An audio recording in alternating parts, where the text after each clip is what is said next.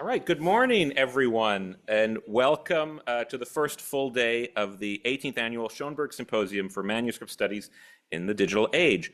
My name is Nicholas Herman, and in my capacity as a Lawrence J. Schoenberg Curator here at the Schoenberg Institute for Manuscript Studies, and yes, Penn does have a habit of name repetition, it's an honor to welcome you here this morning to the Kislak Center for Special Collections, Rare Books and Manuscripts.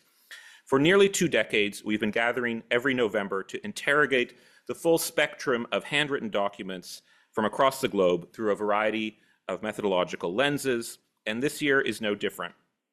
We're very grateful to our friends at the Free Library of Philadelphia, their Rare Book Department specifically, for partnering with us once again. Last year, as some of you know, we had to hold the opening reception here because of renovations underway at the Free Library, and it really wasn't the same. So our thanks goes out to our wonderful colleagues there at this treasured partner institution here in Philadelphia. So as you heard in the fascinating keynote conversation, or should I say dialogue, Platonic dialogue last night, over the next 2 days, we'll be exploring the theme of antiquity and its interpretations through the lens of manuscripts and other documents created in the intervening centuries, that is to say, during the Middle Ages and the early modern periods.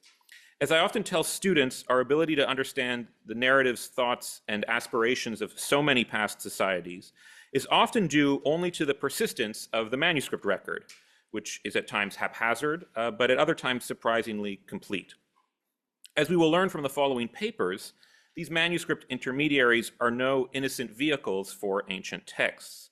The multivalent actions of authors, scribes, note-takers, scholars, and students impinge on these material objects, and in doing so, tell us more about their own periods of production and use than they do about the original words of, for example, the philosopher.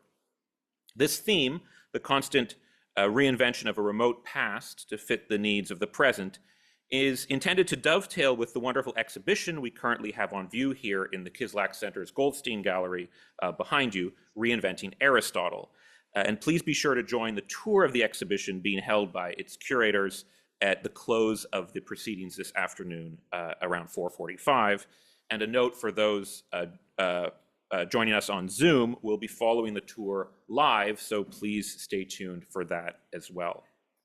I also want to draw your attention to a temporary display of items from our collection that will be on view in the historic Lee Library, which is over there, during the lunch and coffee breaks today and tomorrow. Each day will have its own customized exhibition with selections aligned with the speaker's themes. And the items on display, we hope, speak to the depth of our collections in this area here at Penn, beyond the star pieces that are on view in the exhibition.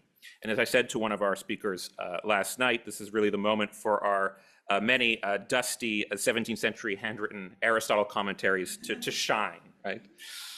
But there's also a much more, so please do be sure to take a look if you have a chance. A few housekeeping items. So there are restrooms in that direction. We are going to have coffee breaks. During the lunch break, you're free to discover the many dining options nearby on campus. Please ask one of us on the local team if you need suggestions. And for the questions after each session, please be sure to wait until we pass you the microphone so that people on Zoom can hear clearly. And anything else, Lynn, that we need to let people know about? For the Zoomies, there's the QR code for the list of today's. Yes, you can use the QR code. We'll circulate a list of the manuscripts on display, but you can also access it digitally if you like. And with no further ado, it's now my pleasure to call upon my friend and colleague, Eva del Soldato, Associate Professor of Italian Studies here at Penn, to introduce the first session. Eva.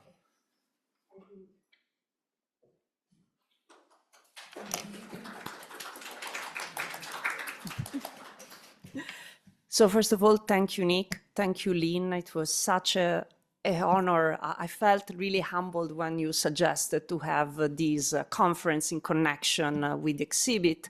And I want to add that the exhibit itself was such a joy to plan, especially because I've done it with friends and colleagues I admire very much and with whom it's a pleasure to work, Hannah Marcus and Lynn Farrington.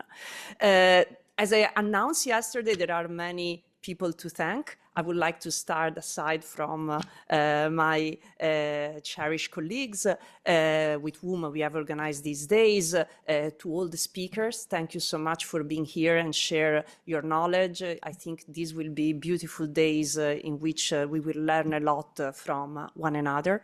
I want to thank, and this is important because I think that's very much unique about Penn, that everything we do is really collaboration between faculty, librarians, curators, and students. And students have been so important for planning our exhibit, writing labels, creating, building an online catalog that you can access through a QR code inside the exhibit. I just wanted to mention that. And so I think that really this collaborative spirit is so important, and it transpires through everything that we have done for these days. Why this exhibit? Why this conference? There are many reasons. One of the reasons is that of course, we start with Aristotle, that's our big bang, but at the same time, we really wanted to have a reflection about classics, and we wanted to show how classics are transformed throughout the centuries and can really bring to unexpected encounters and unexpected outcomes. So we hope that you will be surprised as much as we will be while we go through the case studies that our speakers will present in these days.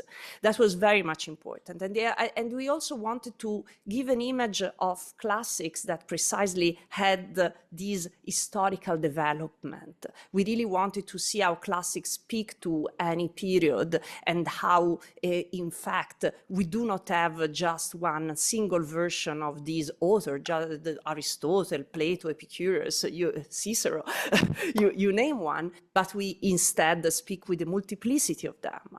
And at this point, without further ado, I would like to start introducing our first speaker. And our first speaker is not here physically, but is, ciao Riccardo, Hi. but in a way still very close, because he's going to talk about pieces from our collections. So far away, so close, Riccardo. Riccardo Saccenti is a professor of philosophy at the University of Bergamo. He has been here at Penn a couple of years ago as a Schoenberg Fellow, and it was in that role that he had the opportunity to investigate this manuscript he's going to discuss in his presentation. But Riccardo is an expert in all medieval philosophy, and among his texts I would like to mention Il Sapiente e il Sovrano, un carisma plurale, and La ragione e la norma, and Debating Medieval Natural Law. I hope I've touched upon everything you wanted, Riccardo, but otherwise I leave you the stage. And Riccardo is going to talk to us about natural reason between Studia and Communes, lectures, translations, and usages of Aristotle's ethics in Italy between the 13th and 16th centuries. Riccardo Saccenti.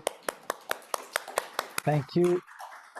Thank you so much, Eva. I would like to thank you, Lynn, and all the friends in Philadelphia. I'm so sorry not to be physically there, but due to family reasons, I had to stay in Italy. So thank you for your patience and the opportunity to speak via Zoom. Now, the reception of Aristotle's Nicomachean Ethics in the Latin-speaking world of late medieval and early modern Europe has long been the subject of substantial scholarly investigation. Since the inception of the Aristoteles Latinus project in 1929, research into the Latin translations of Aristotle's works and their circulation throughout medieval Europe has achieved crucial results. The publication of critical editions of the principal Aristotelian texts, including the Nicomachean Ethics, has revealed the remarkable complexity and diversity of both the processes through which these philosophical writings were transmitted from Greek or Arabic into Latin, and of the subsequent circulation of different versions of the same work. With regard to Aristotle's great moral treatise, the historical and critical studies of René-Antoine Gautier, closely linked to his edition of Thomas Aquinas' commentary on the Nicomachean Ethics, identified and published at least 3 principal Latin versions of the text. So-called Ethica Vetus and Nova, dating to the mid-12th century, constitute Latin-Greek translations of Book 2, 3, and Book 1, respectively. This early version, attributed to Burgundy of Pisa, served as the basis for the first teaching activities on Aristotle's ethics at the University of Paris, continuing there until the middle decades of the 13th century. Around 1248, a complete Latin translation of the Ethics by Robert Grosseteste came into use, providing for the first time a full version of Aristotle's text. 2 decades later, William of Moerbeke revised Grosseteste's translation, establishing what would become the authoritative text for the study of Aristotle's moral philosophy. In recent decades, the availability of new critical editions and the development of a more analytical understanding of both scholastic practices and the role of Aristotle's writings within the university curriculum have made it possible to deepen our appreciation of the Nicomachean Ethics reception during the Middle Ages and within the humanist culture of 15th and 16th century Italy. And I would mention David Lyne's studies on this topic. Current interpretations rest upon a clear distinction between the various contexts in which Aristotle's work circulated. University classrooms, after all, were spaces of learning with technical and institutional characteristics that set them apart from intellectual circles and courts. A comprehensive perspective must therefore take account of what emerges from the manuscript tradition concerning the circulation of the Latin text of the Nicomachean Ethics, the commentaries devoted to it, and the writings connected with its reading and interpretation. So the aim of my paper is to examine the ways in which Aristotle's work entered a variety of intellectual circles in Italy between the late 13th and the 16th centuries, drawing upon manuscript evidence that reveals how, around the Nicomachean Ethics, exchanges developed between the diverse settings in which Aristotle's text was read and discussed.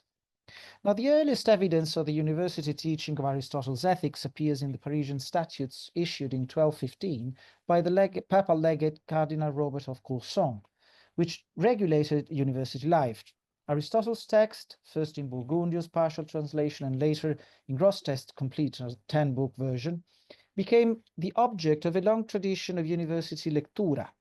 Masters of the arts active in Paris during the first half of the 13th century produced a series of commentaries, soon followed by those of Albertus Magnus, Thomas Aquinas, and other artiste such as Rodolphus Brito.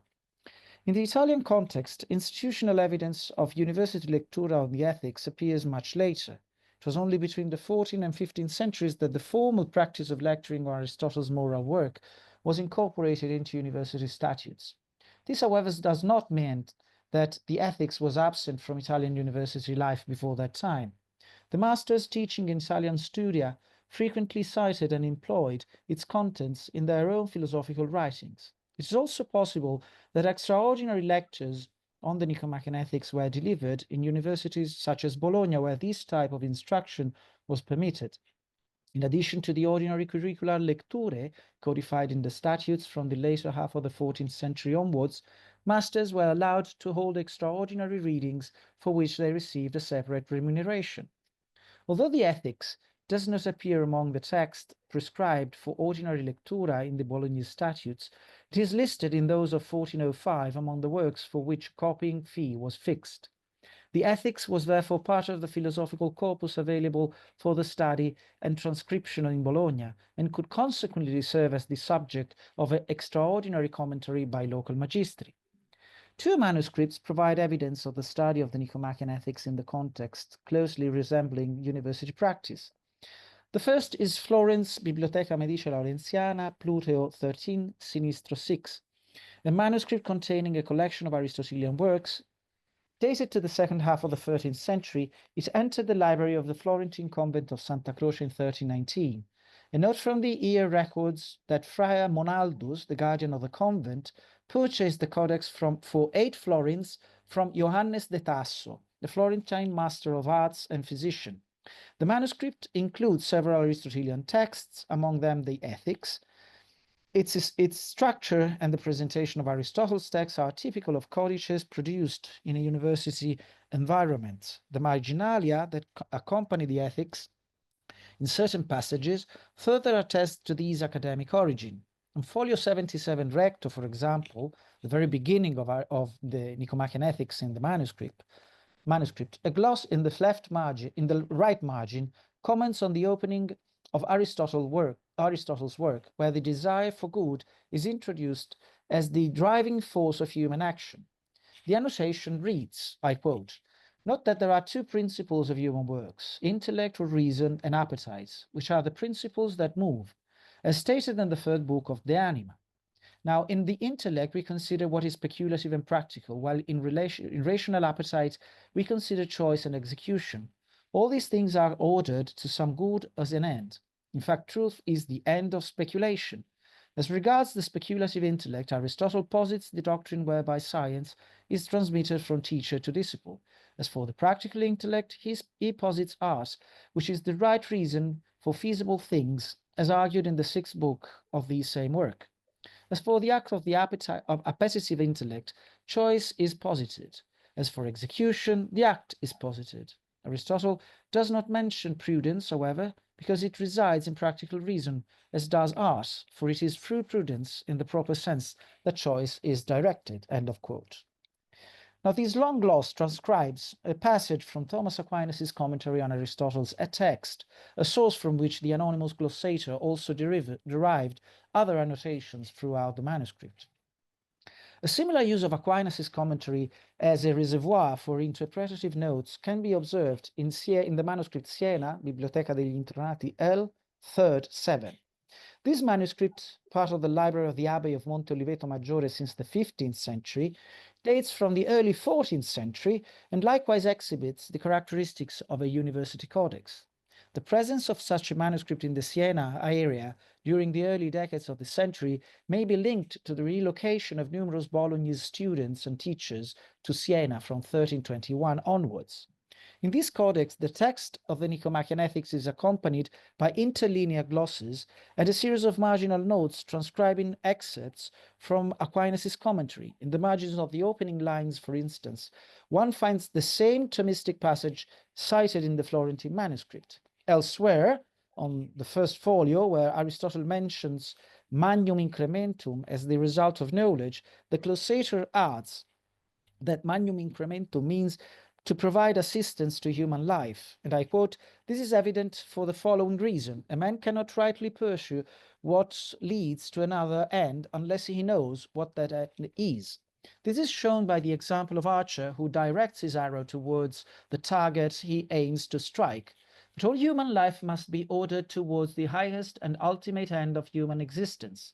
Therefore, in order to live rightly, one must have knowledge of this supreme end. The reason is that the cause of things ordered towards an end must always be derived from that end itself, or as is proved in the second book of the Physics." End of quote. Here again is the glossator. The glossator employs Aquinas' commentary as the interpretative key to Aristotle's Littera. It is noteworthy that in both the Sienese and Florentine manuscripts, the annotations accompanying the Ethics do not simply transcribe the commentary as a whole. Rather, they represent lectura notes, glosses, that selectively extract from the Dominican master's exposition passages deemed most useful for clarifying specific expressions or arguments in Aristotle's text. This material appears to constitute a grid of notes reflecting both the study of the philosophical text and the preparation of a lecture to be delivered in the classroom. In the Sienese manuscript in particular, the interlinear glosses offer interpretative clarifications, especially regarding Aristotle's moral terminology. Now, the study of the Nicomachean Ethics in Italy was by no means confined in the universities. Within the Bolognese milieu, for instance, the Ethics enjoyed a presence beyond the institutional boundaries of the studio. From as early as 1240, the Summa Alexandrinorum, a compendium of Aristotle's ethical treatises translated from Arabic into Latin by Hermann the Teutonicus in Paris, was known and circulated. It was this text that Taddeo Alderotti, a Florentine physician and magister in medicine at the University of Bologna, later rendered into the Italian vernacular. Alderotti's Alderotti's Liber Eticorum should not be understood as a mere translation. Rather, it represents a thorough reworking of the Summa in accordance with Alderotti's own interpretative and didactic aims.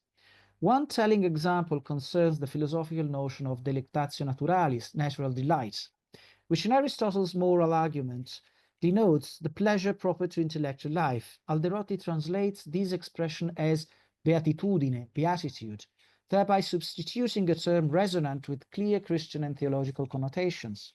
Furthermore, Alderotti frequently omits lengthy argumentative sections in order to present a clearer and more accessible exposition for his readers.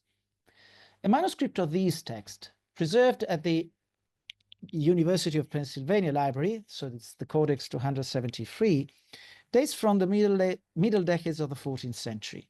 Written on a parchment in a single hand, it comprises 69 leaves containing only the Liber Eticorum copied in a minuscola cancelleresca script. The division of the Liber Eticorum in this codex reflects Alderotti's reorganization of the Summa Alexandrinorum. The Summa itself exhibits no stable division into chapters or books. Some manuscripts are undivided, others are divided into 11 books, and still others follow the 10-book structure of the Nicomachean Ethics. Its content, however, differs significantly from Aristotle's original. Notably, the Summa includes a so-called seventh book without correspondence in the Ethics, which reformulates the table of moral virtues, perhaps the result of the epitomizing work of its anonymous compiler. Alderotti incorporates the content of this seventh book into Book 6 of his Liber Eticorum, where Aristotle, as he writes, I quote, determines the intellectual virtues with respect to what he has determined thus far concerning the moral virtues, end of quote. Similarly, he intervenes in the structure of the eighth book, dividing Aristotle's treatment of friendship into two sections. Book 8 of his Liber Eticorum, in which Aristotle determines friendship, which is a necessary thing for a human being, and Book 9, which determines the features of friendship. The comparable intervention affects the final part of Aristotle's treatise. Alderotti divides Book 10 into two books, presenting in the 11th how Aristotle's, I quote, determines the beatitude that the human being can attain in his life, saying that beatitude is a perfect thing, end of quote, while the 12th contains the closing discussion of the divine human beings.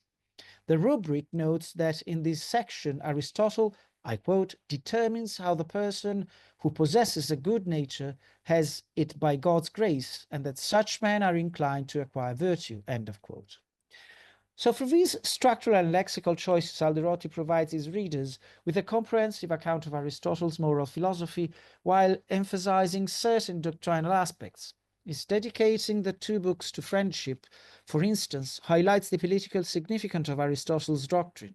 The discussion of friendship becomes, in his treatment, a reflection on the foundations of the bonds of mutual loyalty and of the pursuit of the common good to sustain civic life. So the Summa Alexandrinorum was therefore not merely a vehicle for transmitting Aristotle's moral philosophy into Latin Europe. It also served as the foundation for vernacular adaptations. In fact, not just Alderotti, but also Brunetto Latini produced a vernacular version of the text in the 1260. Alderotti into Italian, Latini into Provençal. Modern scholarship, particularly the studies of Sonia Gentili, has shed light on these translations. Alderotti's Liber Eticorum and Latini's Tresor each represent crucial stages in the assimilation of Aristotelian ethics within the Italian intellectual life. Indeed, this abridgment of the Nicomachean Ethics became the moral core of Brunetto Latini's major work, forming part of his broader project of civic education for the ruling class of 13th century Florence. The Summa Alexandrinorum and its vernacular adaptations thus provide an illuminating case study for the transmission of philosophical content into the literary and moral culture of late medieval Europe. This was a culture, as Gaetano Salvemini famously described it, divided between magnates and commoners, yet also pervaded by a rising urban middle class, the gente nova lamented by Dante, which played an increasingly important role in Florence and other Italian cities from the turn of the 14th century onwards. The Italian cultural milieu in which the Nicomachean ethics was studied also included the Studia Generalia of the mendicant orders. In particular, the masters and lecturers of the Dominican Studia demonstrated a sustained interest in Aristotle's Nicomachean ethics. Clear evidence of this interest emerges from the intellectual axis connecting Florence and Bologna between the late 13th and 14th centuries. In Florence, at the turn of the century, Remigio de Girolami delivered a lectura on the ethics. The Florentine Codex Biblioteca Nazionale Centrale Conventi Soppressi G4 936, containing a collection of Remigio's sermons, also preserves the text of his Prologus Super Librum Eticorum, which was probably composed for the inaugural lecture of his Florentine course. In this prologue, the study of the Aristotelian ethics is presented as an object of intellectual desire, an aspiration rooted in the very nature of humankind. The Nicomachean ethics was likewise studied and taught in the Dominican Studium Generale in Bologna. There, in the early 14th century, both Corrado d'Ascoli and Guido Vernani da Rimini engaged deeply with Aristotle's moral philosophy. Corrado authored a Compendium Ethicorum, opening with a prologue that justifies the study of the Nicomachean ethics on moral grounds, the liberation of human nature from its state of servitude. According to Corrado, humanity is enslaved in three aspects: through its cognitive faculty, its bodily organs, and its desires. The need to overcome this triple servitude forms the foundation of the epistemological hierarchy he constructs between the speculative sciences, the practical arts, and the moral or ethical disciplines, a hierarchy corresponding to the moral triad of nobility, utility, and honesty. Corrado proceeds to analyze Aristotle's text by first presenting the philosopher's words and then clarifying their logical order. And you see in the image the very beginning of the copy of the compendium preserved in the library at University of Pennsylvania. So the exegetical approach of Corrado recalls that of Thomas Aquinas, whose commentary serves as Corrado's primary interpretative model. Guido Vernani also relied on Aquinas' exposition in his glosses on the ethics.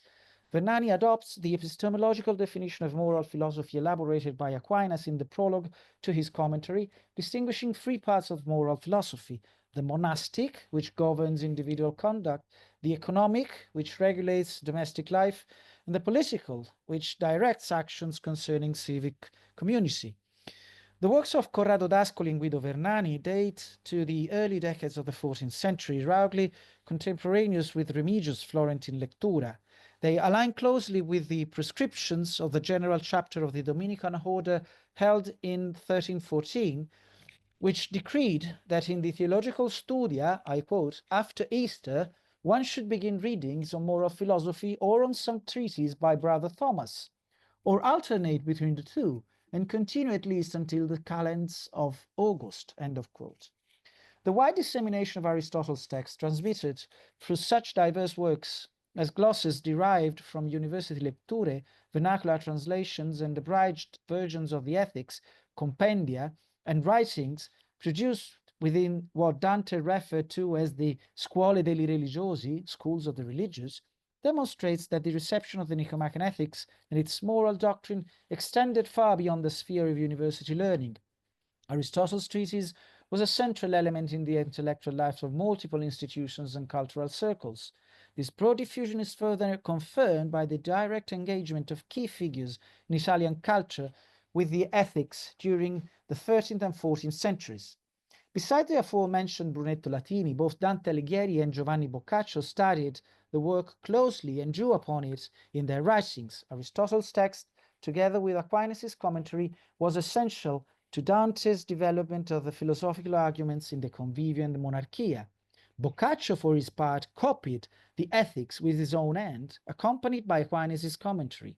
The Ambrosiana manuscript, which you see in the image, bears witness to this activity, dating from his early years in Naples. Extensively annotated by the future author of the Decameron, it reveals a meticulous and analytical study of both Aristotle's moral philosophy and Aquinas' interpretative framework. Now, the Nicomachean Ethics emerges as a work capable of exerting cultural influence at multiple levels.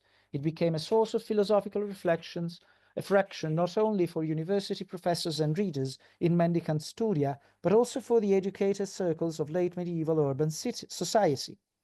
In other words, it functioned as a text that, to use a category recently proposed by Andrea Robiglio, belonged not only to scholastic philosophy, but also to what he terms Romance philosophy. This pluralistic reception continued into the 15th century, stimulated in part by the appearance of new Latin translations of Aristotle's text, most notably that of Leonardo Bruni. And you see an image of the copy in the University Library at Kislak Center, the Schoenberg Institute. The interest in the ethics was by no means confined to the cultivated circles of Cosimo and Lorenzo de' Medici's Florence. Courts and aristocratic environments across northern and northeastern Italy, including Venetian territories, also engaged deeply with Aristotelian moral thought. Evidence of these broader diffusion can be found in a copy of the vernacular translation of the Summa Alexandrinorum preserved in Codex 243 in Japan. This manuscript forms the first half of the larger codex, the second part of which is now housed in Beinecke Rare Book and Manuscript Library at Yale.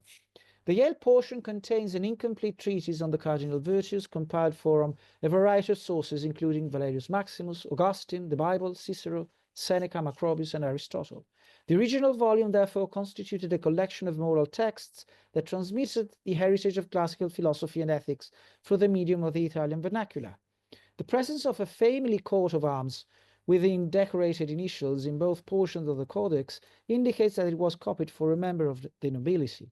The language of the manuscript reflects the Tuscan dialect of Alderotti's Liber Ethicorum, yet also displays features associated with the central and northern Adriatic regions. The copies, for example, write Chiese for chiese, Robbano for rubano, Victuperio for vituperio, and Divigione for divisione. The script, too, is consistent with the paleographic traditions of the Adriatic area. These features place the manuscript's origin in northern Italy, a region that during the Quattrocento was subject to the cultural as well as political influence of Venice. And in the manuscript, in the text, we have also a note with the indication of the date, sort of terminus ad quem, 1451. Now, the connection between the reception of the ethics and the socio-political context of Italy persisted into the 16th century. This is exemplified by the controversy that followed the publication in Lyon in 1568 of the Editio Princeps of Alderotti's Liber Ethicorum, edited by Jacopo Corbinelli and printed by Jean de Tourne. A copy of this edition, now held at the University of Pennsylvania, includes at its end a cahier de notes recording a detailed collation of the entire printed text against a manuscript exemplar. Corbinelli, a learned Florentine nobleman, had been forced into exile for opposing the regime of Duke Cosimo I. He and his brother Bernardo, accused in 1559 of participating in a republican conspiracy, fled to France, seeking refuge in Lyon around 1565-1566. The prefatory letters of both the printer and Corbinelli describe these circumstances and also clarify an essential feature of the humanist editorial method, his decision to reproduce with exact fidelity the wording of the manuscript he had found. And in a final note appended to the edition, Corbinelli explains, I quote, "All these things, Sir Vincenzo, were in a fragment of a very ancient book, itself broken in many places, as you can see, which was found in Mantua by Giovanni Francesco Pusterla, a learned young man of that city," end of quote. In 1586, Leonardo Salviati, one of Florence's foremost intellectuals and a central figure in the Medici cultural milieu, published a harsh critique of Corbinelli's edition. Salviati's critique focused on Corbinelli's decision to publish directly from the Mantuan manuscript, which he considered corrupt. He denounced the edition as full of erroneous readings, omissions, and lacunae, all stemming from the poor quality of the exemplar. His judgment rested on a collation of the printed text with the manuscript owned by the celebrated Paduan humanist Gian Vincenzo Pinelli. Salviati wrote, I quote, "The said printed ethics is without doubt imperfect in many places. It lacks not only words, but lines, arguments, and treatises, as we have seen, thanks to a handwritten copy belonging to Gian Vincenzo Pinelli, a man of great nobility, virtue, and learning, who in our time equals any gentleman of our century in knowledge of the ancient languages, refinement of judgment, and the collection of rare books, end of quote. Pinelli was indeed one of the outstanding humanists of the 16th century, renowned for his vast library in Padua and for his connections with leading scholars across Europe. And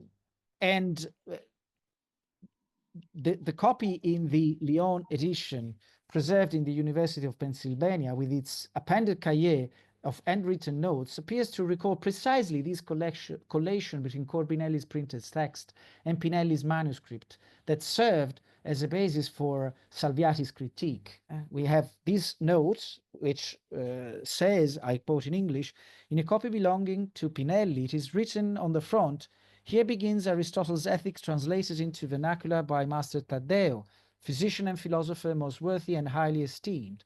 And having compared this edition with that copy, they differ as in the following notes," end of quote. So across 12 leaves, the cahier documents a meticulous comparison of readings between the printed edition and the manuscript. The number of textual variants is substantial, and at folio 6, for instance, the collator notes a lengthy omission extending from the end of book 6 through most of the so-called 7th book.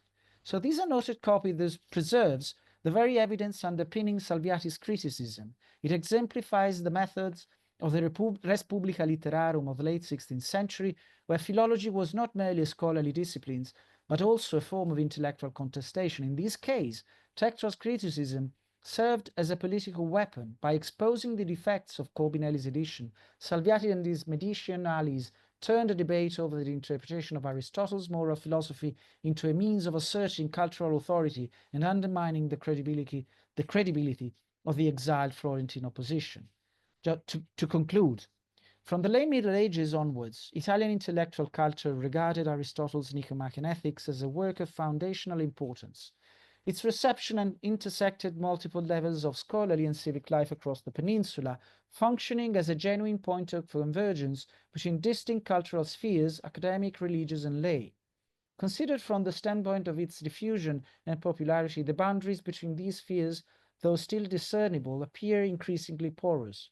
Aristotle's moral reflection and its interpretation, especially through the lens of Thomas Aquinas' commentary, proved fundamental not only to the development of moral philosophy within the universities, but also to the formulation of doctrinal teaching within the Studia of the Mendicant orders and among the urban elites of the late medieval and early modern Italy. The ethics first provided a shared intellectual vocabulary for theologians, philosophers, and humanists alike, shaping debates on virtue, citizenship, and the nature of the good life. A more detailed examination of the rich corpus of manuscripts transmitting the text of the Nicomachean Ethics and its various commentaries within the Italian context promises in future to yield a clearer understanding of how moral and political ideas evolved between the medieval and early modern periods. Such work will not only illuminate the channels through which Aristotle's ethics entered diverse intellectual traditions, but also reveal how the engagement with his moral philosophy helped define the contours of European intellectual life during this crucial phase of its transformation. Thank you.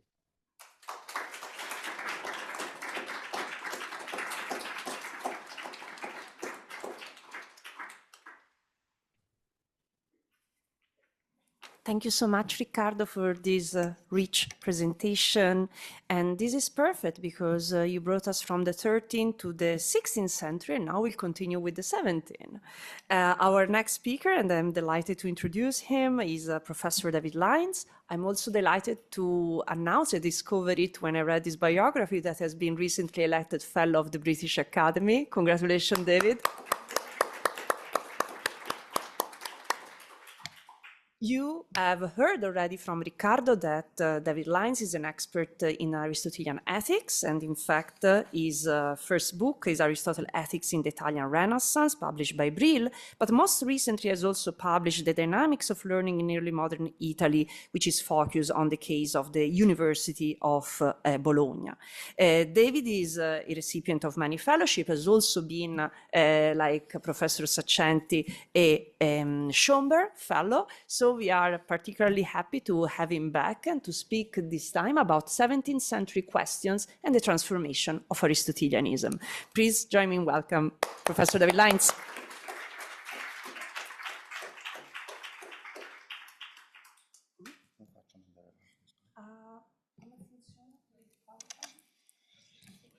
Do I use Just this the one? clicker? Yes. Okay. Sorry. Yeah, just that, I think, for forward. Which, this one? Do this one for forward? Yeah, try. Let's try. Surely. Yeah, Yes. love it. There we go. That's forward and that's backward. Okay. Right. Good.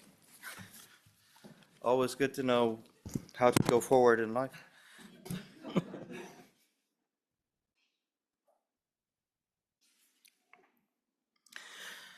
The received picture of what happened to Renaissance Aristotelianism goes something like this.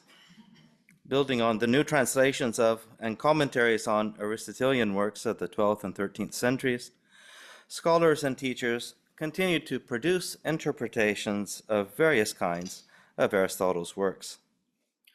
In the Renaissance period, many of these were now strongly informed not just by influential medieval commentators like Albert the Great, Thomas Aquinas, and Averroes, but now also by several Greek interpreters of the first centuries of the Christian era, including Alexander of Aphrodisias, John Philoponus, and Ammonius. A famed example of this development is the Mantuan philosopher Pietro Pomponazzi, whose treatise on the immortality of the soul from 1516 illustrates, according to many interpreters, a turning away from Averroistic notions that the soul is immortal but not individual. There is, in this sense, a world soul, to a view supported by the materialism of Alexander of Aphrodisias, that philosophically speaking, the soul is not independent and separable from the body. In other words, according to Pomponazzi, we can accept the Christian doctrine of the immortality of the individual soul on the basis of faith and the teaching of the church, yet the teachings of philosophy indicate that the soul dies with the body. Sorry, this is extremely simplistic, but it's something we could talk about at length.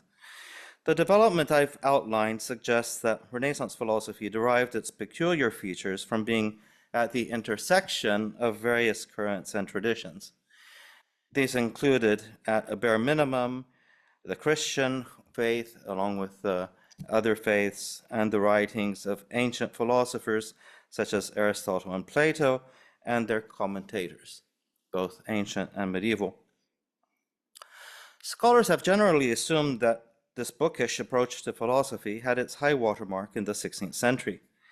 Indeed, the repertory of Aristotelian commentaries by Charles Lohr reaches to the year 1650, mainly in order to mop up the tail end of the phenomenon. A regular assumption is that under pressure from experimental science and early modern philosophy, Aristotelianism declined in the 17th century. Think about the attacks on it by figures such as Galileo and Descartes, even though it took a long time to die, especially among the Jesuits. The point I would like to make today is that perhaps we need to revise our metaphors. Although it may be true that the number of explicitly Aristotelian titles declines somewhat in the 17th century, how many scholars, we may ask, can resist new intellectual trends? Not only do discussions of Aristotelian concepts continue, but the forms of traditional discussions of philosophy shift somewhat in order to accommodate new currents and views. In particular, modern scholars have been put off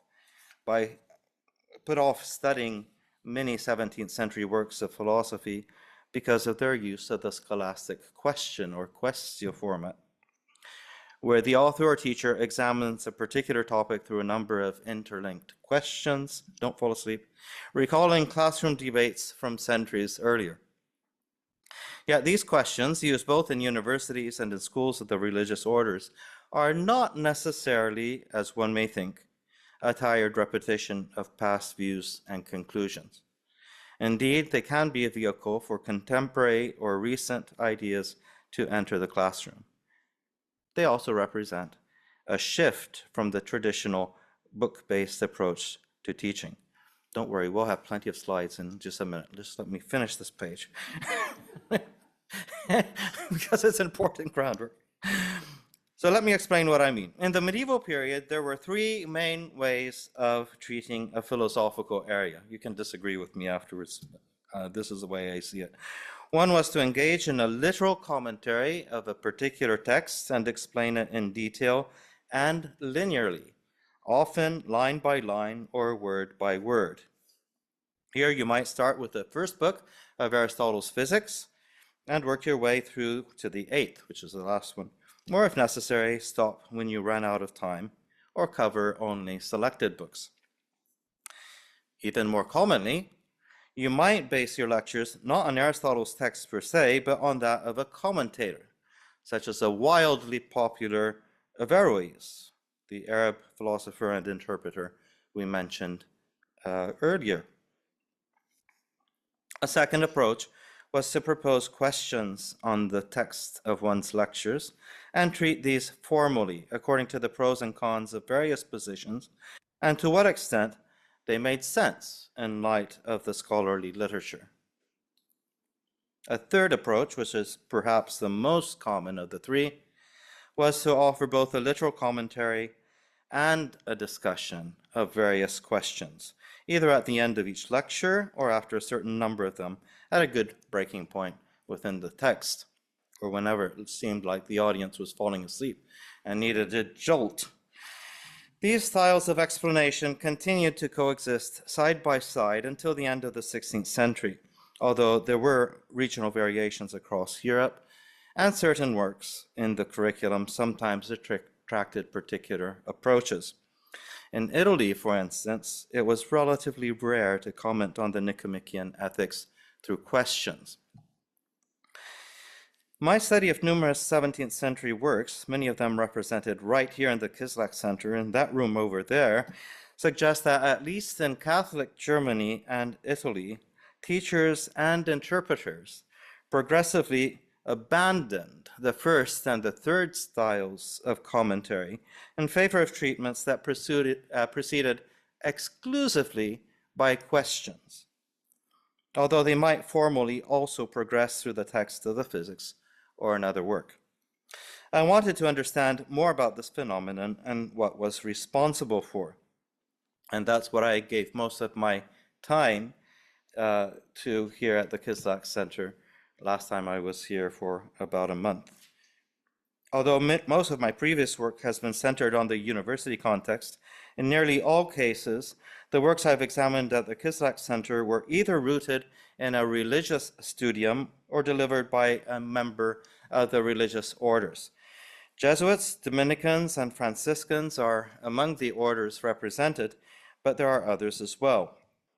Their approach to the text can be compared with that of, among others, Giovanni Cotugno, who taught the physics at the University of Padua and whose manuscript, Codex 34, is in the exhibition around the corner. Very helpful to have that there.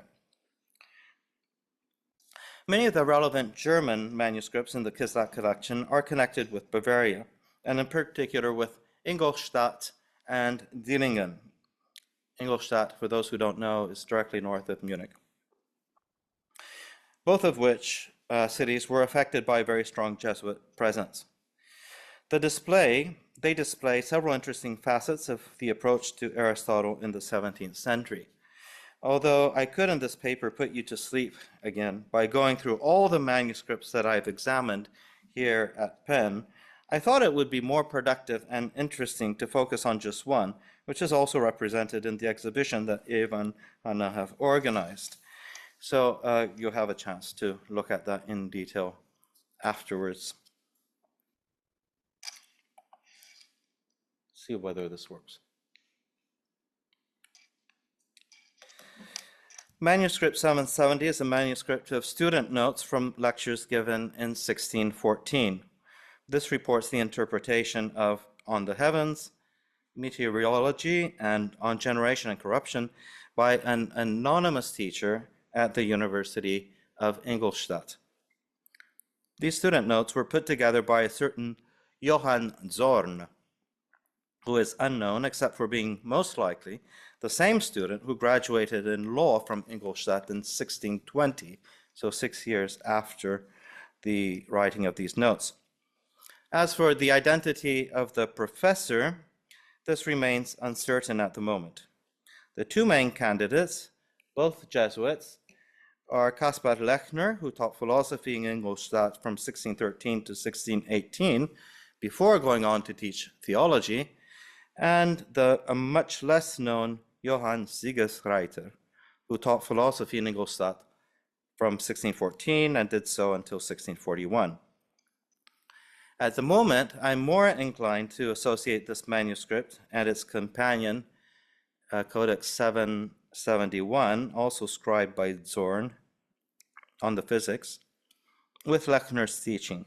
But I would need to see some manuscripts and printed books in Bavaria attributed with more certainty to him before confirming this. I'm just hoping that the Kislak Center will fund a trip to Munich in order for me to look at those manuscripts. I mean, they've been so generous so far. In any case, with Zorn's student notes, we find ourselves at a German university captured by the Jesuits in the second half of the 16th century. In fact, starting with 1549, the Jesuits take over chairs there in philosophy and theology. Eventually, they take over the whole of the teaching and the arts and theology. The members of this order were combating at the same time Protestant influences strong in other areas of Germany and new ideas about cosmology being disseminated across Europe. This notebook engages in its first part with Aristotle's work on the heavens, and it is this part on which I'll focus. The teacher addresses various points of interest, and what I wish to underline is that he does so on the basis of recent writings or observations. On folio 22 verso, the question is raised whether the heavens are by their own nature incorruptible. Yes, the teacher explains, the heavens are indeed incorruptible, but he also considers objections to this view on the basis of, quote, certain corruptions of comets and sunspots observed a few years ago. He tackles the objection on the basis of the writings of St. Augustine and the Holy Scriptures. In the course of this discussion, the professor refers to several cosmological models. First, he represents the geocentric one, with which he agrees, as well as the Copernican system and versions having use of epicycles. He specifically mentions Tycho Brahe, the Danish astronomer who had died in 1601, and opposes his view that the heavenly spheres must not, as tradition held, be solid. There's a rich and interesting illustration of the various cosmological systems, as you've seen, and it seems almost certain that students must have been shown some models of these systems in class, on whose basis they reproduce them in their own notebooks, and I'll have further evidence of this later on.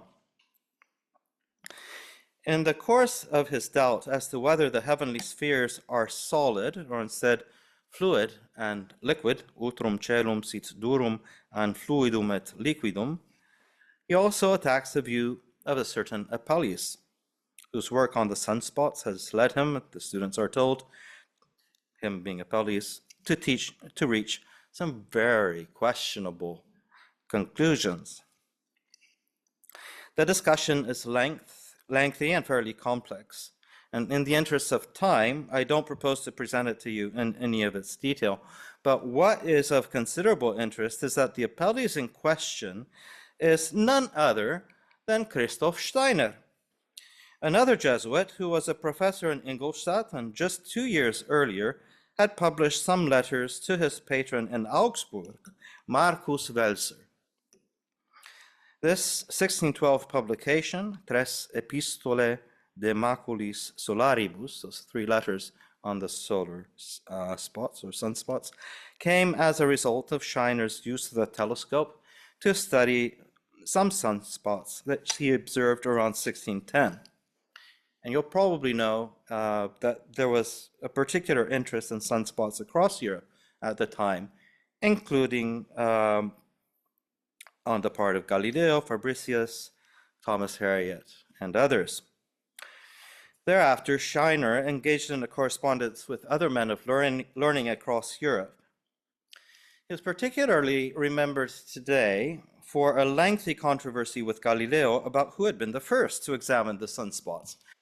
And you'll probably imagine that Galileo was quick to insist that he had been the first to do so, although not to write about them. There is some question in the literature about whether that was indeed the case. Galileo was good at putting himself forward. Always gets you ahead in the invitations to conferences and so on. Anyway, questions of precedence aside, and I really am not terribly interested in that, but it's a point that has given rise to substantive critical literature. In fact, everyone seems only interested in this for some reason. No one has asked how Scheiner was received in the very place in which he operated. Scheiner had done some of his undergraduate studies in Ingolstadt and had returned there in 1610 as professor of mathematics, astronomy, and Hebrew, a position he held until 1616.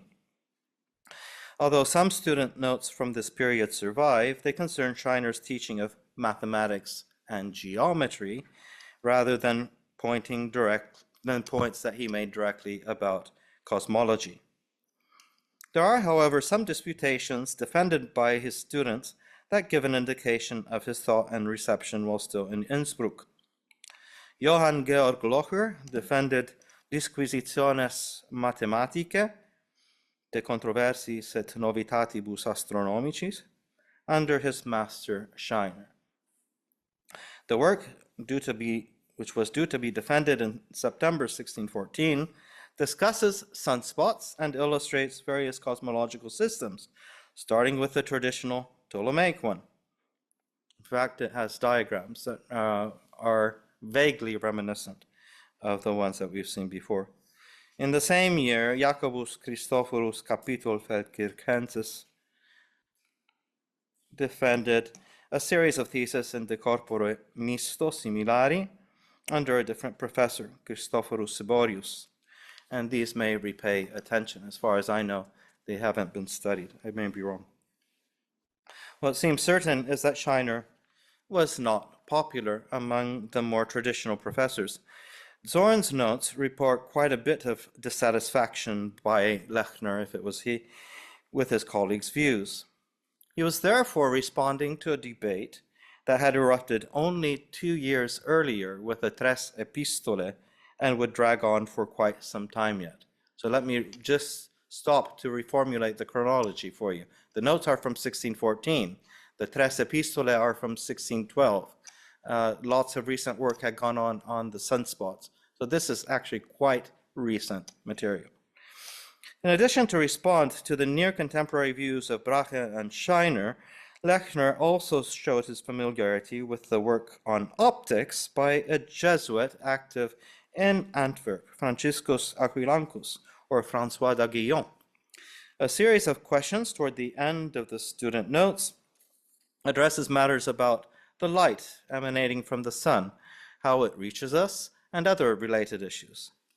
On these points, Lechner was generally critical of his fellow Jesuit, but again he showed himself to be very up-to-date. D'Aguillon's work on optics had appeared only the previous year, in 1613. All of these instances reinforce my point that this organization by questions enabled Jesuits and other professors to bring into their classroom the most recent topics of scientific discussion. Of course, it is also true that they present us with a professor who cited the recent literature only to shoot down its new findings, which to his mind disagreed with Christian faith. Yet, although the teaching imparted in Catholic contexts is often considered in the historiography to have been less open than that in Protestant contexts to scientific innovations, this does not necessarily seem to have been the case at the level of what students were encouraged to become aware of in the classroom. I would like to make just 2 further points about Codex 770. The first is that despite its designation as a commentary, Lechner's lectures were not a linear chapter-by-chapter analysis of Aristotle's work. Like the student notes on the meteorology and on generation and corruption, also contained, as we've seen in the same manuscript, those concerning on the heavens provide a thematic treatment of various topical issues of particular interest at the start of the 17th century. The fact that they are organized as a series of questions or dubia might lead the reader today to expect a dry discussion of theoretical matters addressed in the theoretical matters of very little interest. Though the points discussed surely were theoretical and were addressed in the typical scholastic style that explored the solidity of or underpinnings of various positions, it was anything but irrelevant, but rather spoke to issues that were being hotly debated across Europe as well as in Ingolstadt itself. One can therefore find rewarding the study of works also from religious contexts that adopted a scholastic approach, even though it's certainly hard going, as we heard yesterday about Aristotle's works on natural philosophy. Secondly, there are interesting links between this manuscript and others. Manuscript 771, which I'm not showing you, is a commentary on the physics in the same hand, probably belonging to the same academic year, and may have been taken down from the teaching of the same professor. It doesn't have illustrations, so it's sometimes can look a bit dull.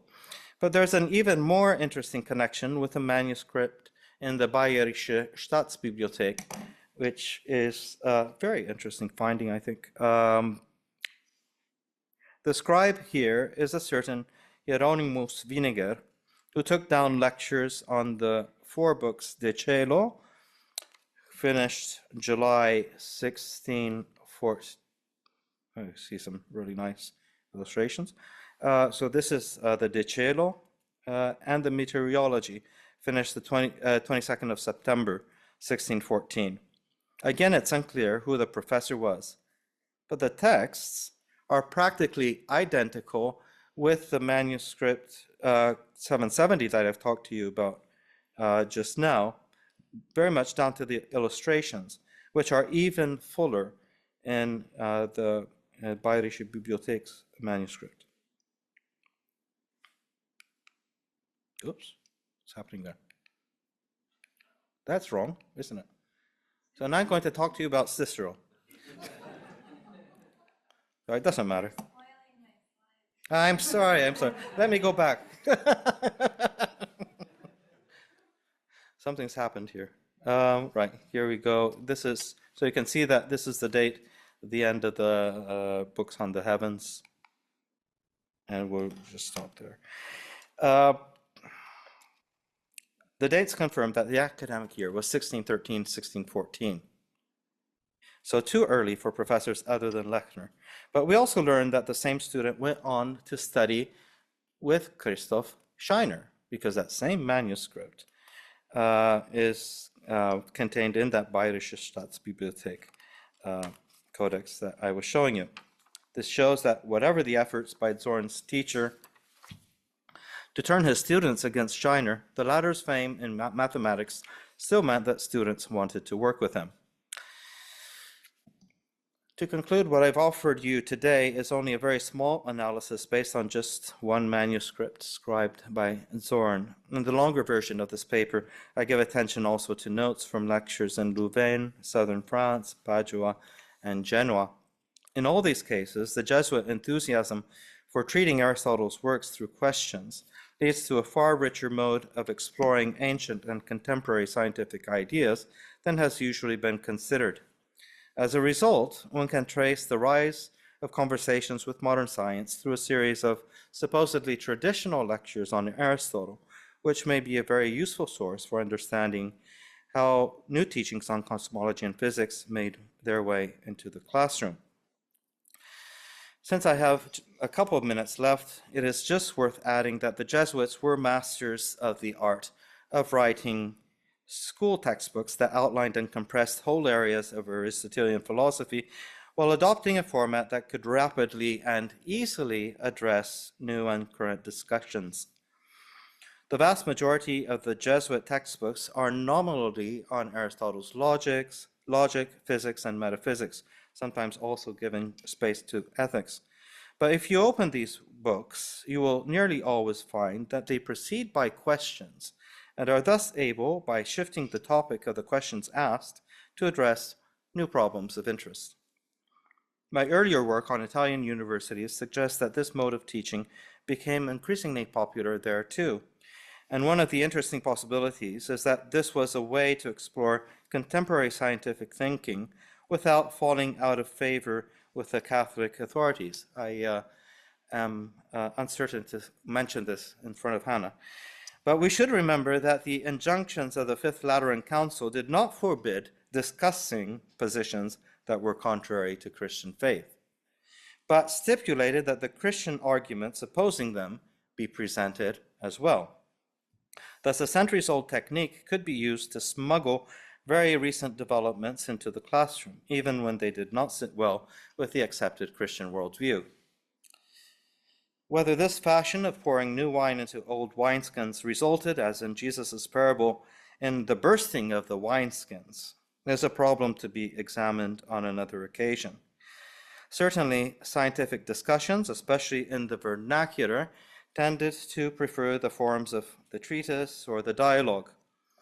Already with the questions format, though, interpreters were progressively able to distance themselves from Aristotle. Thank you very much.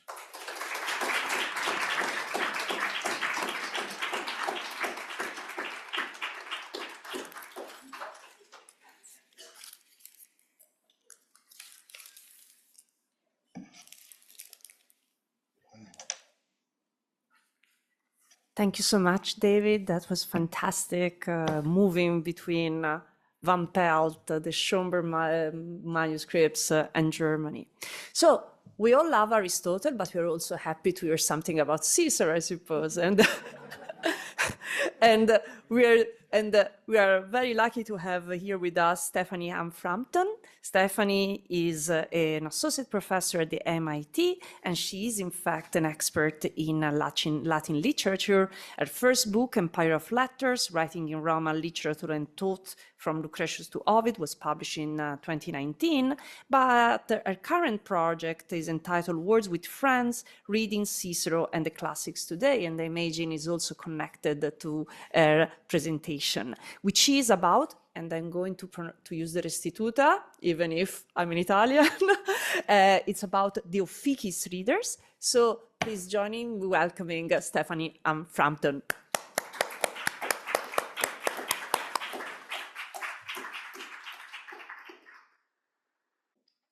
Great, thank you so much. So yes, I will be speaking on Cicero. I think it's forgivable in this context for at least two reasons. One, Cicero was perhaps Aristotle's biggest fan. So among Aristotelians, I hope Cicero has a comfortable place. And also, as I think, I go through some of the material here, you'll see that there are so many resonances between this ethical handbook and Cicero's Ethics and other Aristotelian works and their long sort of transmission. So I'm sort of thinking of Cicero's De Officiis as an alter ego or an allos autos, if I can sort of borrow the language of the Nicomachean Ethics themselves. So an alter ego to Aristotle. So to the matter at hand, Erasmus called them three little books of pure gold. Pliny the Elder wrote that they were texts one ought to learn by heart, not merely hold in one's hands. They survive in 700 manuscript copies from the medieval and early modern periods. They were the first books of Greco-Roman literature printed in Europe in 1465 by Johannes Fust in Mainz. And by 1500 alone, they had already appeared in over 70 printed editions. They were in the libraries of Ambrose and Petrarch, of Hernando Colon and Montaigne, of James Wilson and John Adams. In quantitative terms alone, it's hard to overestimate the influence of Cicero's three books of moral instruction on duties, De Officiis. It was a book of ethics and education, and perhaps most enduringly, a book of citizenship. The praise could hardly be more effusive. From antiquity through the early modern period, in Europe, De Officiis was read, copied, annotated, imitated, translated, and taught with an intensity unmatched by any other work outside of the Bible. Arguably, we can argue whether Aristotle was more important. But just as Eva and Hannah did so beautifully with the spurious Aristotle material they discussed in their remarks last night, today I hope to explore some of the ways that a book historical approach that takes account of transmission, material text, and context can help us to recuperate the influence of this most influential of texts. And it's one that I should add is not really very much read today, though I understand that Anne Moyer was reading it with students in her class just this semester here at Penn. So Penn is an exception in this as in many other things.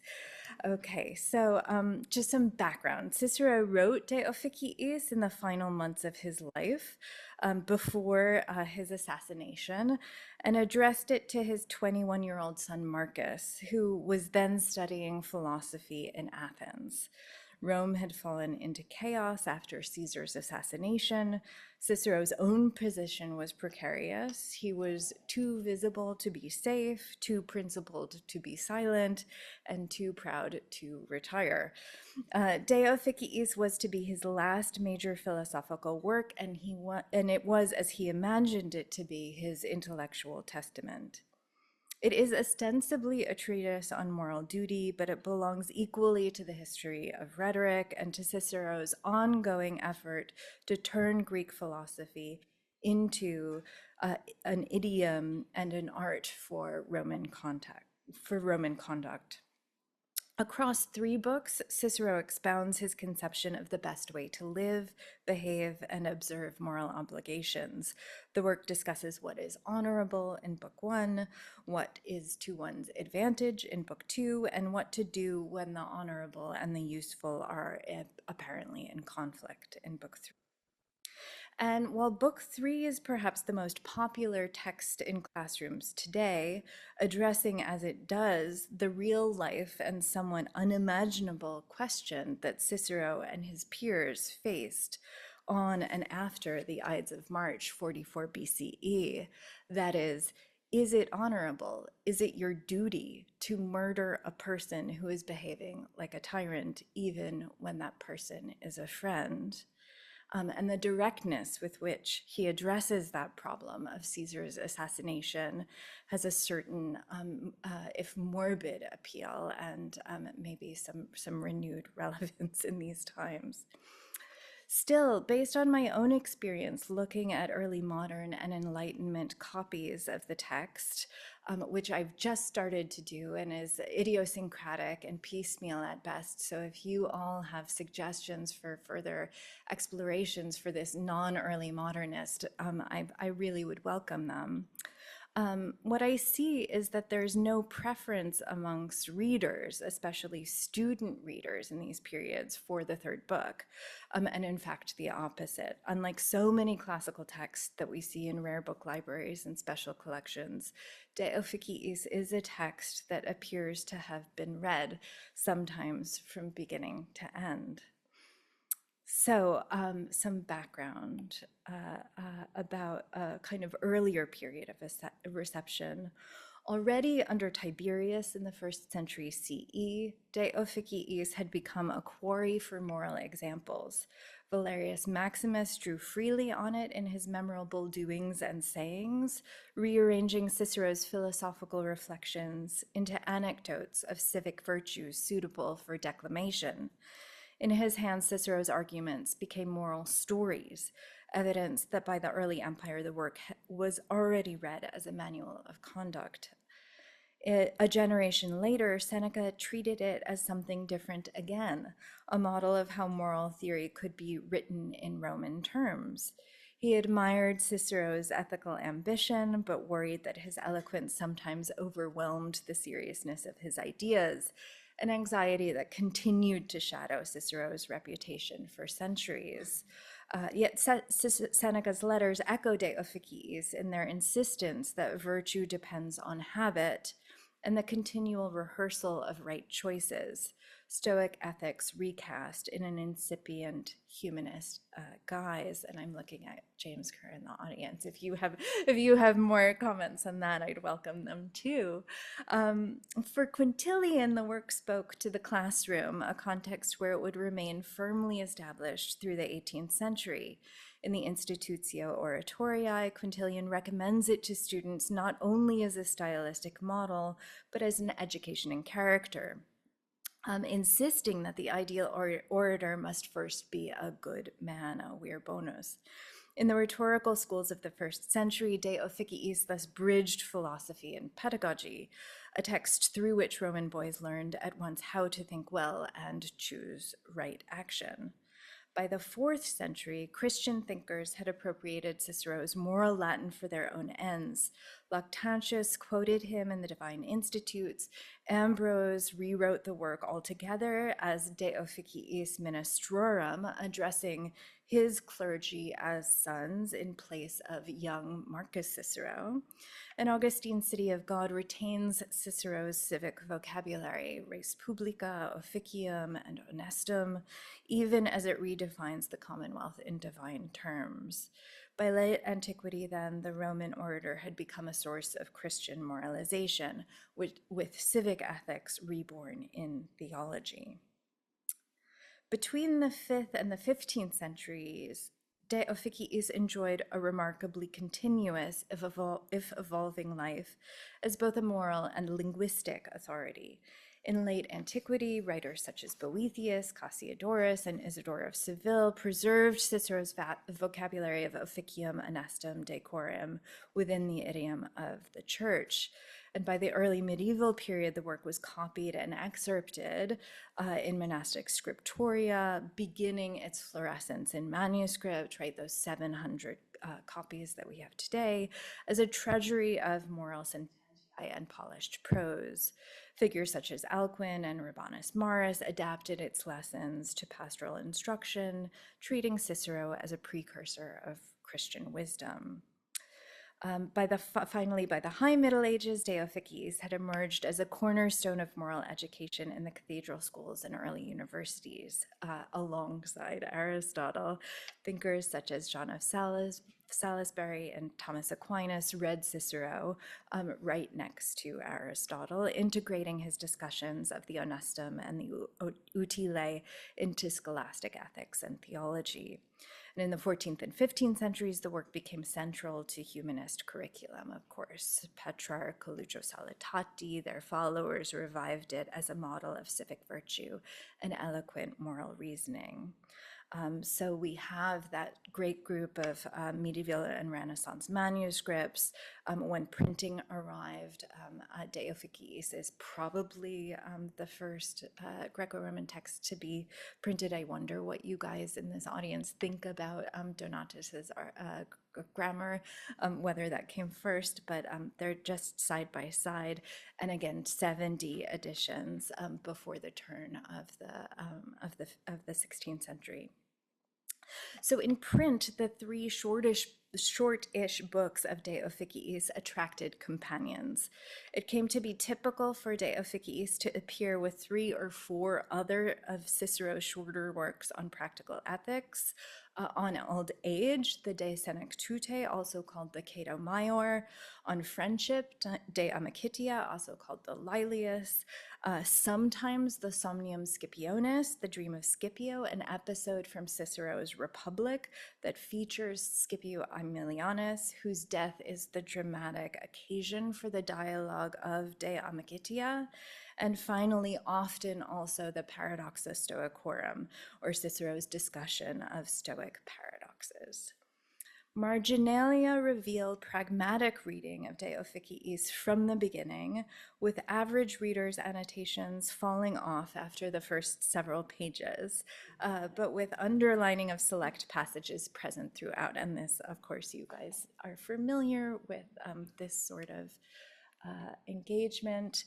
So here, for example, this is a very typical copy I looked at in the reading room yesterday, Pen Lat C, C4855.49, printed in Basel in 1546, with very good scholarly commentaries by Joachim Camerarius, Desiderius Erasmus, and Philip Melanchthon. And you can see it's printed here with De Amicitia, De Senectute, the Paradoxa, and the Somnium.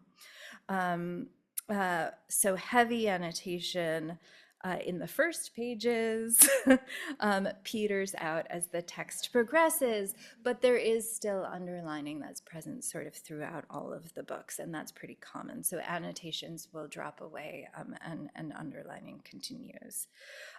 So sort of still, as we see with this annotation in book 2, the reader is interested in Cicero's moral advice and its philosophical background. Here underlining the line, Nemo enim justus esse potest, qui mortem, qui dolorem, qui exilium, qui agastam timet, aut qui ea, quae sunt his contraria, aequitati anteponet. That is, no one indeed can be just who fears death, pain, exile, poverty, or who puts those things which are their opposites before equanimity. And in the margin, we have the note, which, forgive my early modern paleography, maybe you guys can get the second line of this better, but I read est stoicorum ratio et rectura, perhaps, something like this. In any case, he's seeing this, marking it out as a Stoic principle, a principle of the Stoics. Okay, even the very engaged annotator of Penn's copy of a 1515 folio edition from Leipzig, which I think might be on the table for us in our temporary exhibit today, even he loses steam around what we call book 160. Though, as noted in the catalog, he or perhaps others have filled in some of the missing Greek terms that were left out in the printing. And so here we have a page, and I don't know if I can do, I can do a pointer. So this is eutoxia, good action, being filled in here. Interestingly, though, it also appears on the page printed. This is euchairia, and then there is also, where is it? Yeah, eutoxia here, printed as well. So there's some kind of idiosyncrasies of the printing, and then also the filling in of the Greek words. Here we've got something sort of left out in a later book. All kind of interesting. And you can see, I think we also have the same, a different copy of the same printing with a similar type of annotation pattern, though the annotations themselves sort of drop out even earlier in the text. Okay, nothing super surprising here, but worth looking through. So yes, these are kind of average humanist readers and their engagement with the text. But some readers are, of course, much more engaged. And my preliminary survey of pre-1800 copies of De Officiis in London, in Boston, briefly in Philadelphia, and in Austin has turned up 2 texts that are particularly interesting outliers, and that I think sort of fit into what the materials we've been seeing in the conference so far. So first at Penn, LJS 385 is a collection of manuscript school texts on paper from circa 1500 that attests to just the kind of in-class note-taking that Eva's work on Charpentier revealed last night, that we've seen already this morning from Riccardo and David, and that Tony Grafton and Lisa Jardine discuss at length in their foundational 1986 volume, From Humanism to the Humanities, which I have here, and I will note with pride that it has an image of the young Cicero on the cover. So here, book one of De Officiis, in this pen manuscript, book one of De Officiis is bound with Terence's Andria and Eunuchus, and some miscellaneous other material, some of it literary, some of it not, including the beginnings of Boethius's De Consolatio Philosophiae and Virgil's Aeneid. As is typical, after very constant, heavy annotation through Officiis Book 1, even here the annotations abruptly stop in the middle of the section we now know as 165, and at the end of folio 20 recto. So right around here, and it's interesting that that section of book 1 I'm sort of finding as a pattern. We get through about the sort of what we know as the 60th chapter, and then that's typically where students fall off. So that might have been as much as you could do in a day. I'm not sure. I'm sort of curious what your responses to that might be. Okay, the second sort of remarkable copy that I've encountered is another quarto format text on paper, but this time printed in Paris in 1556, now held at Houghton, OLCC 485A.556, which contains by quantity perhaps the most contemporaneous I have ever seen, including marginal and interlinear notes on 90 pages, 75 of them extensive, and as it were often in the round, a format again we saw in Ava's presentation last night, also from France. So I now sort of think that this is the same context, with notes in the lower margins at 90 degrees, and in this copy, an additional 8 leaves of notes in the same hand tipped in, and yes, if any of you knows what's going on in this sort of inner margin of the tipped in copy, I'm curious about that. So the printed prefaces and scholarly commentaries, together with the diligent glosses of private readers, turned the text itself into a kind of classroom of virtue.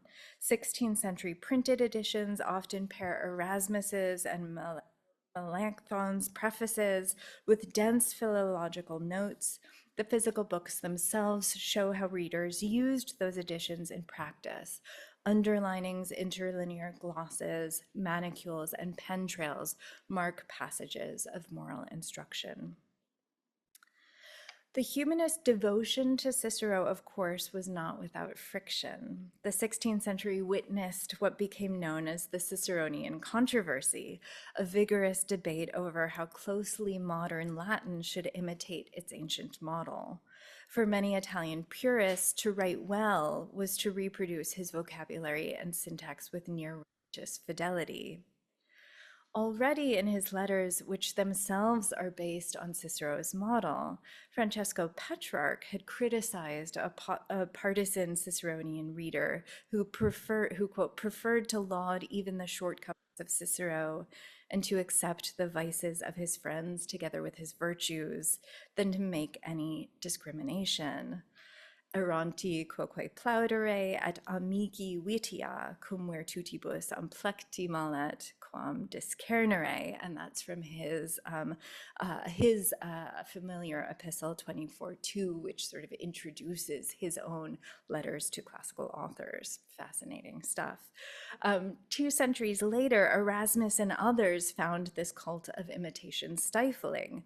In his Ciceronianus of 1528, Erasmus mocked those who worshipped Cicero's words while neglecting his wisdom, arguing instead that one should write in the spirit of Cicero, ethical, urbane, humane, rather than merely as Cicero. This quarrel was more than stylistic.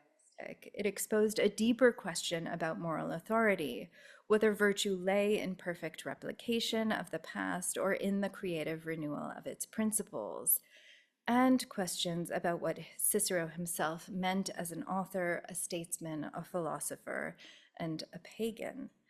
In defending adaptive imitation, Erasmus effectively re-Ciceroneized Cicero, moving away from the authority of ancient authors per se and opening up Cicero's teachings to a new generation of students through modern idiom. All things that Cicero himself had done vis-a-vis Greek predecessors in his own time. In this way, this renewed Cicero through a very method that De Officiis taught, learning through practice and variation, through judgment rather than obedience, not echoing authority but transforming it. So the moral and rhetorical uses of De Officiis that shaped Renaissance humanism did not, of course, end in the 16th century or in Italy. In English, Roger L'Étrange's 1680 translation, produced during the Restoration, amid debates over loyalty, authority, monarchy, free speech, made the book newly topical. In his preface, he praises De Officiis as, quote, the best of books for the training up of youth in the study and exercise of virtue, and deplored teachers who had turned it, quote, into a lesson of syntax rather than morality. Composed in what he himself called a loose and troublesome age, the English version of Tully's Offices offered powerful remedies for civic disorder. The frontispiece reflects this politicized sensibility, showing Cicero's mutilated corpse as a statue, headless, handless, and embodying classical aesthetics as a figure of eloquence, enduring through ruin. John Locke echoed the complaint in Some Thoughts Concerning Education, arguing that boys should first learn the moral sense of Cicero in English before wrestling with his Latin. Moral fluency mattered more than classical precision. Cicero, of course, crossed the Atlantic as well, and the offices were pressed into service in the moral British colonies, where the language of virtue often masked the discipline of conversion and control. In the 1723 program of Harvard College, for example, freshmen are required to, quote, recite the classic authors learned at school, that is Tully, Virgil, Duggard, or Farnaby's rhetoric. Among the surviving school books that bear witness to this tradition is a small, much-handled copy of De Officiis, now at the Massachusetts Historical Society. On its title page, neatly surrounding the printer Felix Kingston's device, Sapientia pacem, pax opulentiam, knowledge makes peace, peace makes wealth, appears the inscription, John Wampus, his book, 1666. Wampus was a Nipmuc boy from Hanamaiset, that's modern Grafton, Massachusetts, and is one of only 4 Indigenous students whose names we know to have attended and matriculated into the Harvard Indian College in the 17th century. His parents moved in the circle of the missionary John Eliot, and he belonged to the first generation of Indigenous born into a life of Christian and English learning. Within his De Officiis are traces of earnest study, careful underlining, occasional grammatical notes, and on the fly leaves, inscriptions in several hands. Alongside Wampus's own name appear those of 3 other Harvard students, including 2 Eliots. There are doodles, pen trials, a line from Ovid's Metamorphoses, and most striking, though upside down here, sorry, a large drawing of a meeting house.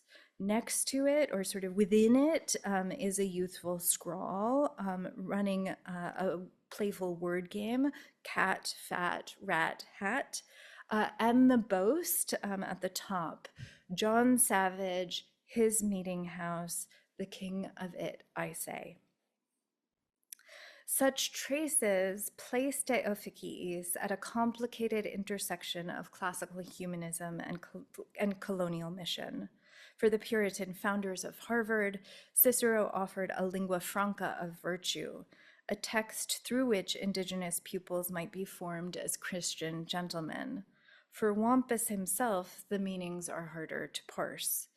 To read this copy is to confront the ambivalence of classical learning in colonial America, both a tool of cultural imposition and a record of intellectual agency.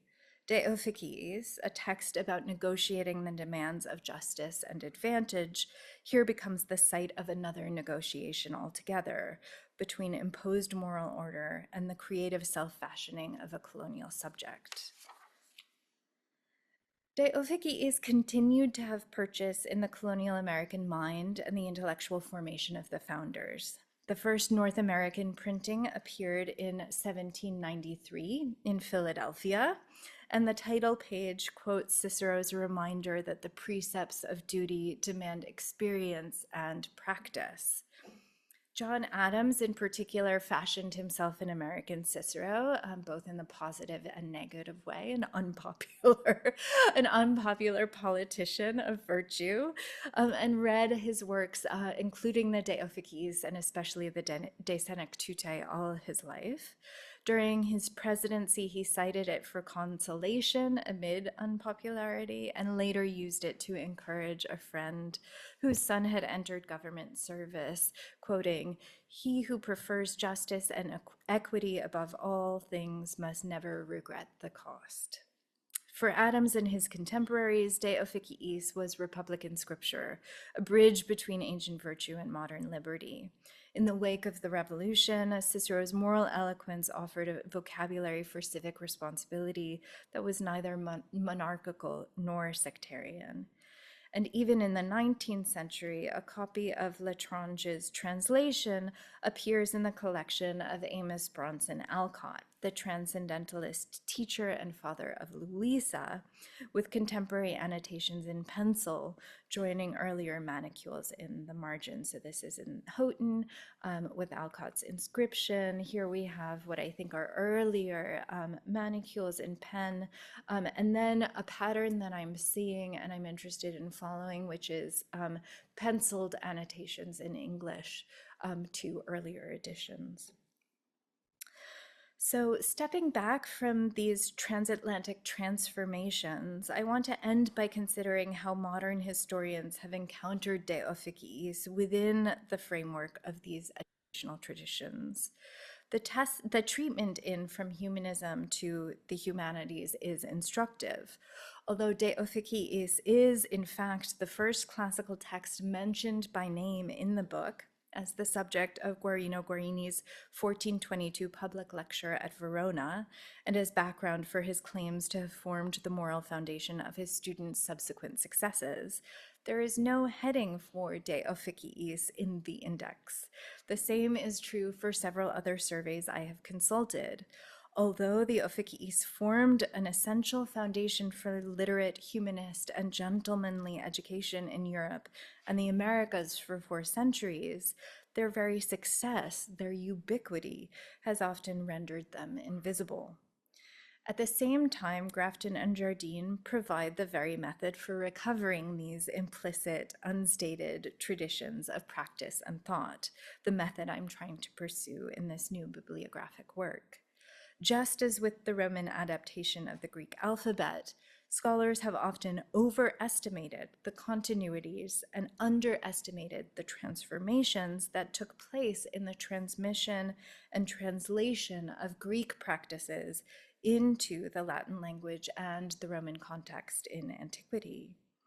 Part of that tendency stems from Roman thinkers themselves, notably Cicero, who worked to downplay the innovations at the heart of their translation program. That investment in tradition and in the inherited, borrowed, or in Horace's famous phrase, stolen, kapta, cultural capital of the Greek world, often overshadows the novelty of Roman authors' own creative adaptations. Meanwhile, the complexity of Cicero's authorial persona has, since antiquity, posed challenges for his scholarly reception. And here I quote Caroline Bishop at length.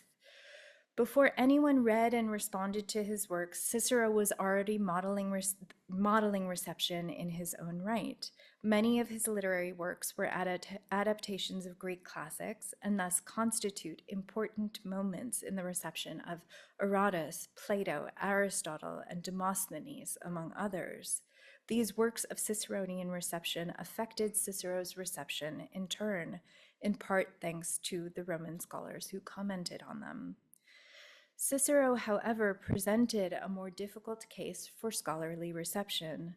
Due to the variety of his works, he could not, like Virgil, be assimilated to any one overarching Greek model.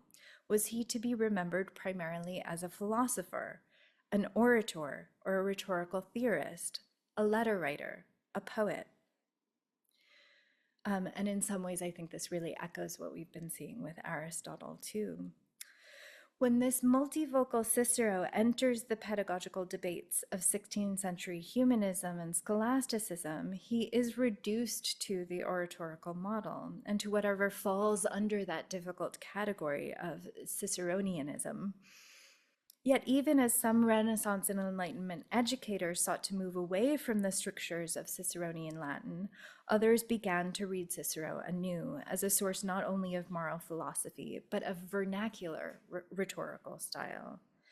At some level, this tension revives the old controversy about Cicero himself, not as in later centuries, whether his Latin should be the model for all language, but the older question, whether Cicero is a figure to admire or distrust. That debate, of course, reaches back to Petrarch's letters to Cicero and to the imperial Roman schoolroom, where defending or denouncing Cicero had already become a standard declamation exercise within decades of his death. If, as Grafton and Jardine argue, rote memorization in 15th century Italian schools produced docile subjects for oligarchs and tyrants, it is equally true that De Officiis in particular became a lifeline for anti-despotic and anti-tyrannical thinking, first in the hands of Machiavelli, whose reliance on the De Officiis in shaping De Principatibus was traced by Marcia Kolisch in 1978, and later in colonial contexts by both European and indigenous readers, as we have begun to see here. And in conclusion, these are the questions I'll be asking and some of the materials that I hope will help me answer them as I continue this work of interpreting the ancients in the coming months. Thank you for your attention.